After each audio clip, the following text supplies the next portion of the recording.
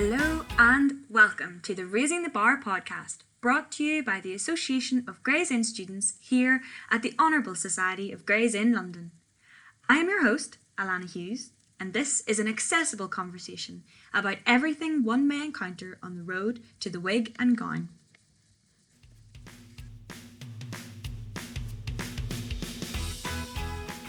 Hi Louisa, thanks so much for joining me on the podcast today. Hi Alana. So our theme today is social mobility and accessing the bar against all of the odds, regardless of your background, where you come from, what you've done before the bar, and what brings you to the bar. So could you please just introduce yourself to our listeners before we get going? Yeah, so I'm Louisa. I'm currently doing the BPTC at BPP. I'm a member of Gray's Inn, and my interest in law focuses around human rights, police, medical areas. And what is it that you think brought you to the bar? That's a tricky question. I wanted to do something that was quite practical, and I really loved studying law. And I've been in university for a couple of years, so I wanted to combine that interest with something that's quite practical and had a use in society. For some of our listeners who are maybe listening at the very beginning of law school, or maybe they're studying their A-levels thinking of law school, the bar seems obviously so far off, as it did whenever we were in that position ourselves. In your own words, how would you describe what being a barrister is? Because if you Google what a barrister is, the result that you get doesn't really tell you what it is. That tells you that it's an advocate for rights in the higher courts. So in your own words, what is a barrister to you? Well, for me, as you said, I didn't really know what being a barrister was, and it's not something that I thought of doing when I was 17 or even when I was at university, to be honest. I graduated in 2013, and it's only in the past couple of years where I've met barristers and they've told me about their area of work, and I thought, oh, that sounds quite cool, maybe I could do that. And I went to see them in court, and the idea of seeing someone stand up and being able to articulate something on behalf of somebody else and help to change laws and influence how laws work in the UK is something that seemed really important and quite fun as well at the same time. So for people listening who maybe aren't sure what a barrister is but think, based on what you've just said, that they might be interested, would your advice be go and see some in action, go to a court, a public place, sit in the viewing gallery and just watch and see if it's something that you think you'd be interested in, and then pursue it from there? Yeah, definitely. I think there's a huge amount you can learn from just sitting in court, watching people, and then going up to barristers and talking to them. For me, one of the events that Gray's had in Education Day last year was so helpful. I ended up speaking to a barrister afterwards, and she was so encouraging, and she said, come with me for a few days, shadow me and see what it's like. And that had such a big impact in reassuring me that this was something that I could do. I was still unsure, even 18 months ago, whether this was something that I should pursue, but it was having shadowed a barrister and them reassuring me that this is something I could do that really encouraged me to apply. Social mobility is our theme today, and would you mind just chatting me through your background and what it is that makes you fall within the theme of social mobility in terms of where you come from and your upbringing? So I was born in the very glamorous, or not so glamorous, seaside resort of Blackpool, which is now more famous thanks to Strictly Come Dancing. Very much so. So that's quite fun. I grew up there with my mum and two sisters. My mum's a midwife. She worked at Blackpool Hospital for about 20 years. And then when I was 11, I went to a state school in Lancaster. And that had quite a big impact on me. A lot of my friends that I made there, their parents were lecturers at Lancaster University.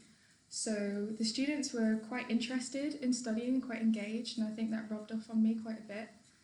And my mum was also quite supportive in terms of encouraging me to just get good grades at A-level, and then after that she said, it's up to you, you can do what you want. So I met some friends who were also applying to Cambridge, and I thought, why not? Let's give it a go. And I applied and managed to get in. Okay, so talk me through that more. Was that scary? Did you sort of just enter it as in like, I'm just throwing myself into this, nothing to lose, if it happens for me, it happens for me, or how did you kind of view it at the time?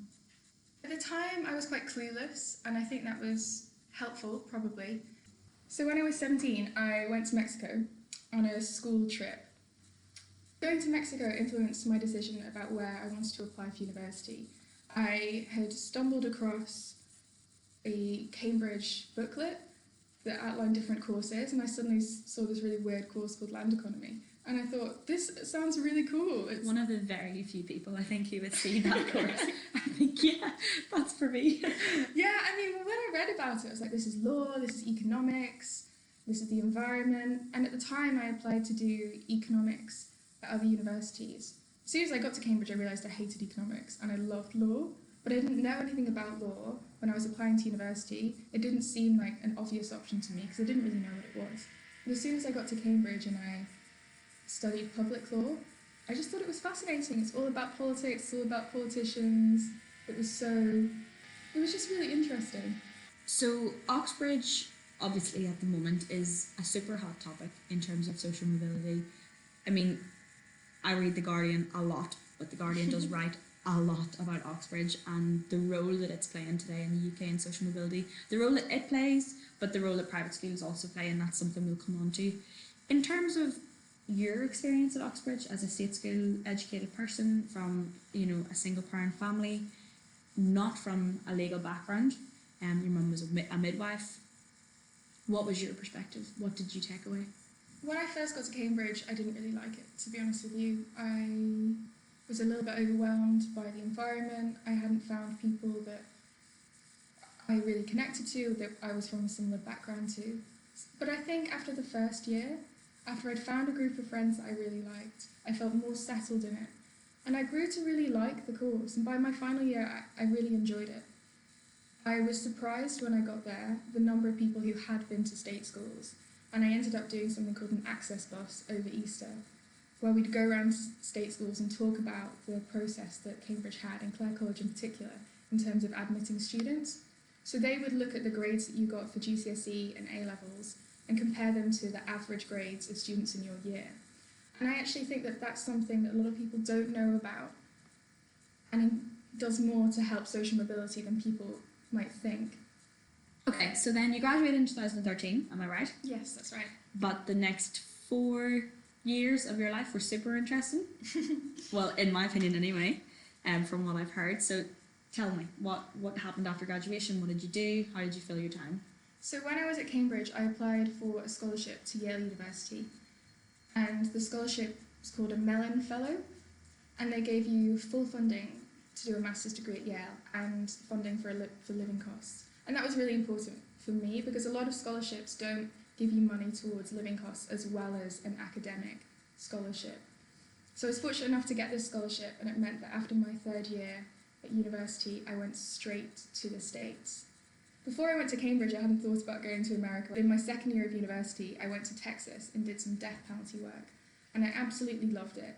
And for me, that was a really critical point when I saw how law could be used to really change people's lives. And I was surrounded by people who were really inspirational. And one of the people in the office had been to Yale. And I really looked up to her, and it was an office filled with women, 5 women, who were all doing death penalty work, and I thought that was amazing. So that really influenced my scholarship application to Yale. And then I stayed at Yale for 4 years. Something I've just picked up on what you've just said is the amount of times you said funding. So funding is so key, and that's something that we should not be afraid to talk about. We should be encouraging people to apply for every ounce of funding available to them, because when you don't come from a background where funding is a given and funding isn't something that you need to worry about, it's the opposite. It's a stress, and it's on your mind all the time, and you're thinking, how am I going to pay for this? How am I going to afford this? Particularly so when we move on to talk about the BPTC, which we'll do now. So we're both studying the BPTC. We're both in London at the minute. Louisa's with BPP, I'm with City. We're both with Grays, and we both got scholarships from Grays. And I think it's fair to say that I certainly wouldn't be here if it wasn't for my scholarship. Would you agree? Yeah, definitely. I wouldn't be doing the BPTC if I didn't have a scholarship, and I didn't have a pupillage award as well, because those two factors needed to come together in order for me to afford to live in London. You know, the course is £20,000. Living in London, you need to be able to pay for rent and transport, food. There are so many other extra costs that come into it. And I also could rely on using some savings from working. As I said, I graduated in 2013, so I have had a couple of years or I can save money, and that's been really influential to me in terms of deciding whether to do the bar course this year or not.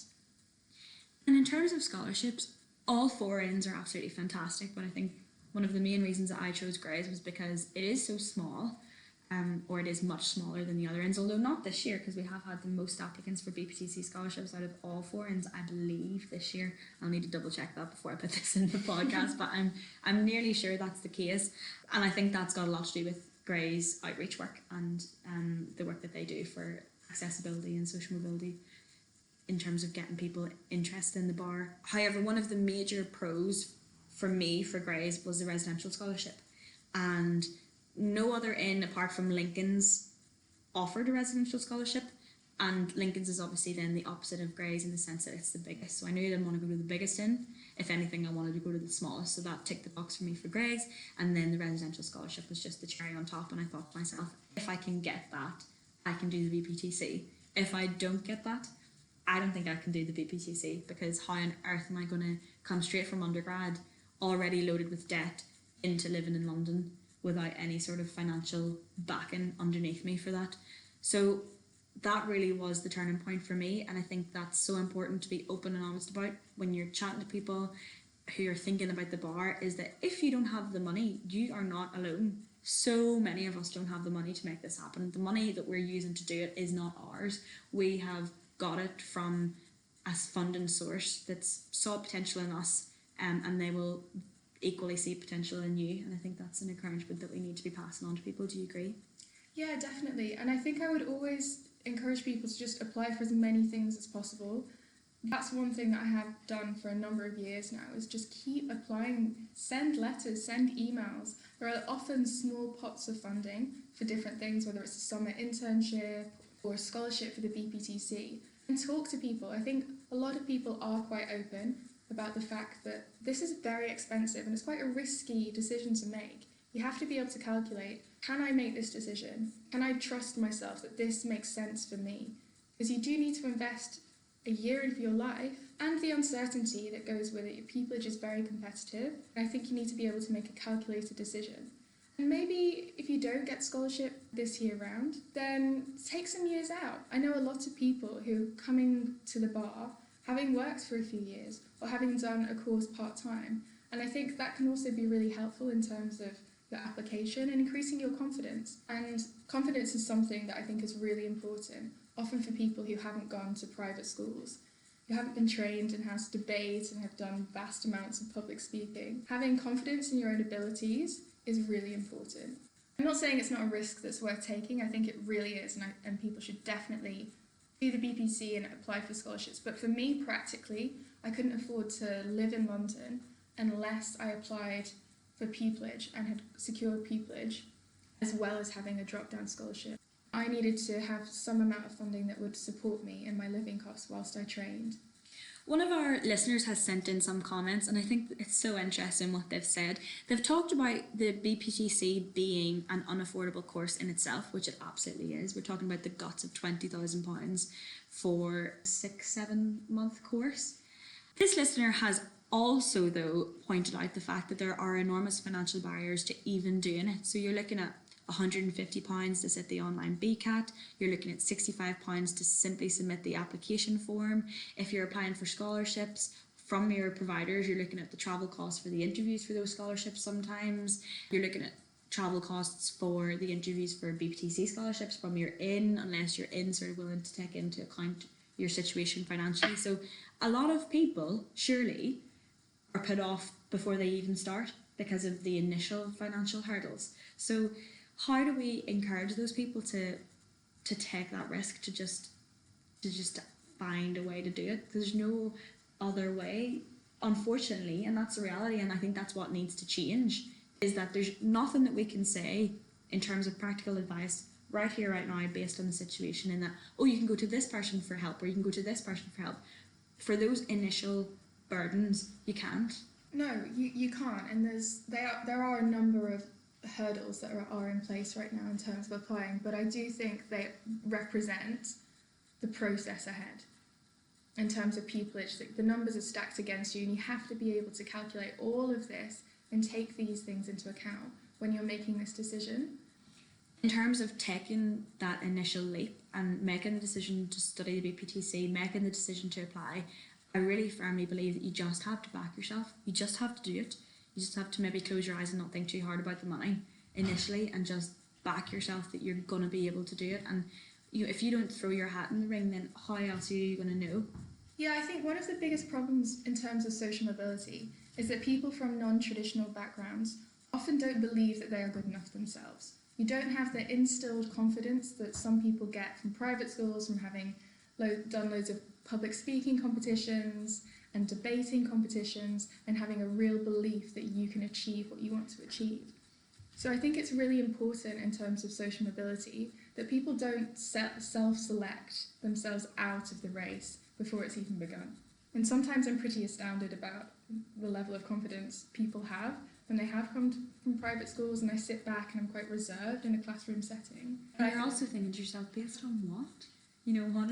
Sometimes you're like, where does this confidence come from, and where can I get some? Yeah, People who have that sort of background have it instilled from day one that they're capable and that they're gonna do very, very good things in their lives. But one of the things I find really reassuring is that actually we can learn that. We can teach ourselves to have more confidence.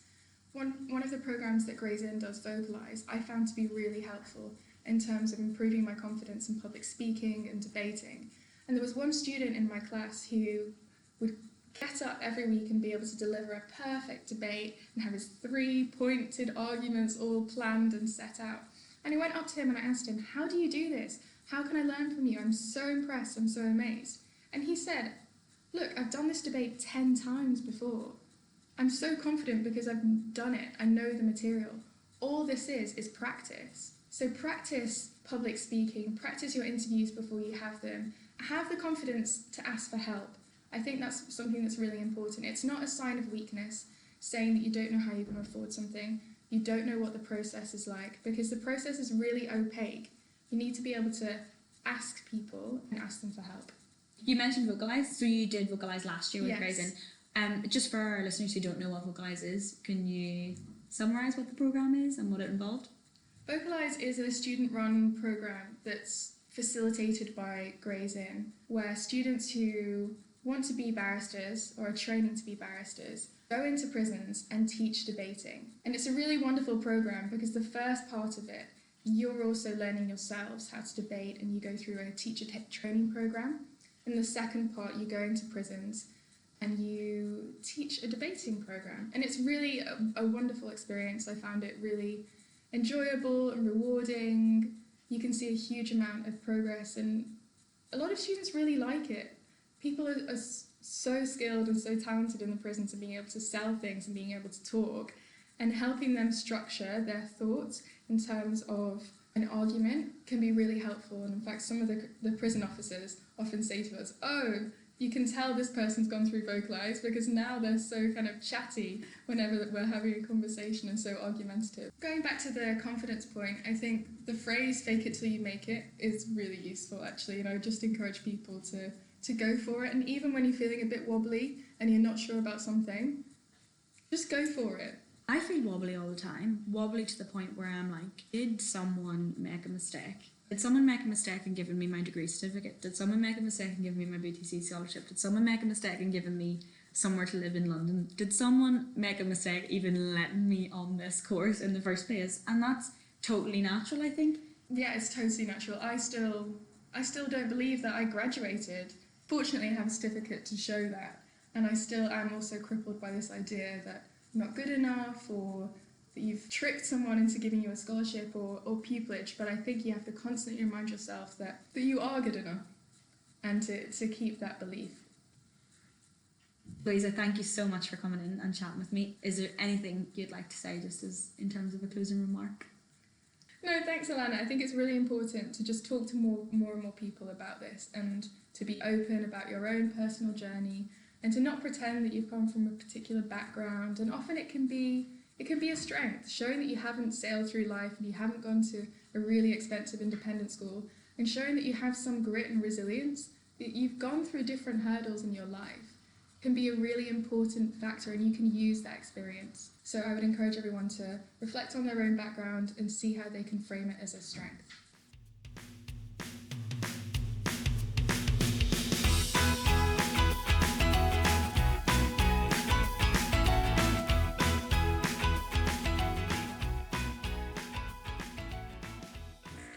Thank you so much for joining me on the podcast today to listen to Louisa talk about her journey to the bar. I have been Alana Hughes, your host, and you can follow us on Twitter at RaisingTheBarGI. I would like to say a massive thank you to Louisa for coming along, to Gray's Inn for all the support that they have given to the podcast, and your music today has been by Scott Holmes, track name Our Big Adventure.